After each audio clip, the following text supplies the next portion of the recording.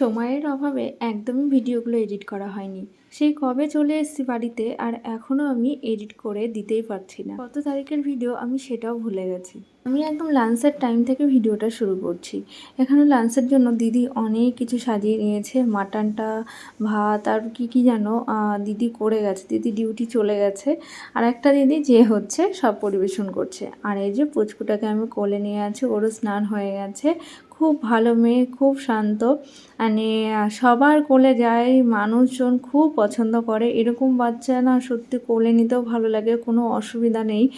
একদম দেখো কি সুন্দর কোলে আছে, মানে খুবই ভালো লাগে নিতে এরকম বাচ্চাকে। তো সবাই মিলে এখন খাবে, তো আমি একটু ওকে ধরলাম। ওদের সবার খাওয়া হয়ে গেলে ওটাকে ধরা হবে, তারপরে আবার আমরা বাকি যেজন আছে সেইগুলো আমরা খেয়ে নেবো। মিটি ফুটুস ফুটুস, মিটি ছবি তোলে ফুটুস ফুটুস। কালকে তোলা হয়ে গেছে ছবি। বলো বলো, কথা বলো, কথা বলো, কথা বলো, কথা বলো, কথা বলো। দুপুরে খাওয়া দাওয়ার পরে আমরা সবাই মিলে একটু ঘরে বসে আছি, কারণ এত গরম। দিদিদের বাড়িটা আরও প্রচণ্ড গরম। তারপর বড় দিদি হচ্ছে 7 আপ নিয়ে এসেছিলো, আমরা সবাই মিলে খেয়ে নিলাম। তারপর এটাও তো ঘুমানোর নাম নেই, যদিও এটা ঘুম থেকে একটু আগে উঠলো। আর বাকি সবগুলোর মানে ঘুম চোখে একেবারেই, কারণ রাত্রেবেলা সবারই একটু ঘুমটায় প্রবলেম হয়েছে।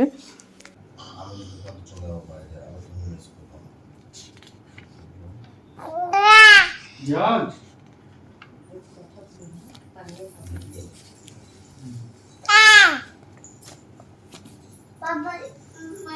সাংঘাতিক গরম। আর দিদিদের একটা ঘরে এসি আছে, তো আমরা কি করেছি সবাই উপর নিচ দিয়ে, জায়গাটাও অনেক আছে, অনেকটা বড় দিদিদের রুমগুলো, তো অনেকটা জায়গা আছে, যে যেখানে পেরেছে সে সেখানে আর কি শুয়ে পড়েছে। তো এখানে দীপা, ওর এক্সাম চলছে, ওই জন্য দীপা একটু পড়াশোনাও করছে। এখানে মা ওদিকে নিচে শুয়ে আছে। সবাই মিলে আমরা সবাই একটু ঘুমাবো, যদি একটু ঘুম হয়। আর দিদি তো সারাদিন থাকে না বাড়িতে, কারণ ডিউটি যেতে হয়।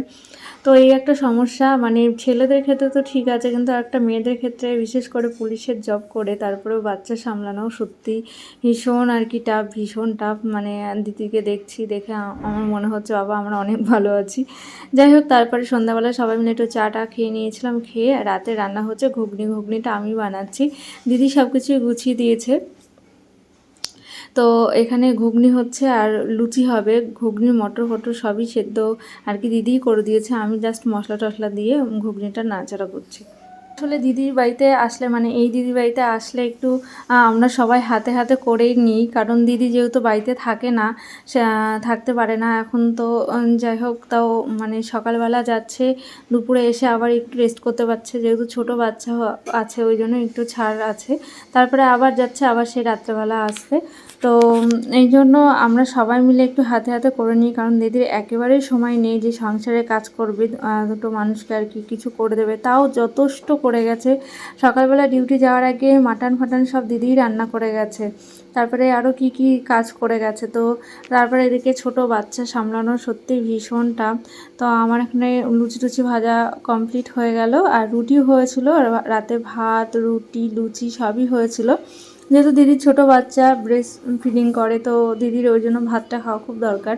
তো ওই জন্য দিদি ভাত খেয়েছে, আর আমরা সবাই রুটি আর লুচি এভাবে মিশিয়ে খেয়েছি। এই ছোট্ট বাচ্চাটাকে সত্যি বাড়িতে রেখে দিদিকে ডিউটি করতে হচ্ছে, দিদি খুবই খারাপ লাগে। আর সত্যিই তাই, এত ছোট বাচ্চা মানে বাড়িতে কি করছে না করছে, মানে অন্য কোথাও গিয়ে তো মনটা একেবারে লাগে না, কিন্তু ওর ওটাই অভ্যাস হয়ে যাবে। যদিও দীপারও তাই হয়ে গেছে। তো মানে দিদির বড় মেয়ে, তো এটাকে আমি একটু ঘুম পাড়ানোর চেষ্টা করছি। আর এটা দেখো কি করছে, ওর দোলনাটা নিয়ে টানাটানি করছে। ওর আর কাজ কি, অকাজ ছাড়া কিছুই জানে না সেভাবে। সত্যি বলতে দুজন মিলে চাকরি করলে এই একটা প্রবলেম, বাচ্চাকে কে দেখবে, অন্যের ভরসায় বাচ্চাকে সত্যি বলতে মানুষ করা একেবারে। আজকের ভিডিওটা এই পর্যন্ত। কেমন লাগলো তোমাদের অবশ্যই জানিও, ভালো লাগলে লাইক করো। টাটা বাই, সবাই খুব ভালো থেকো।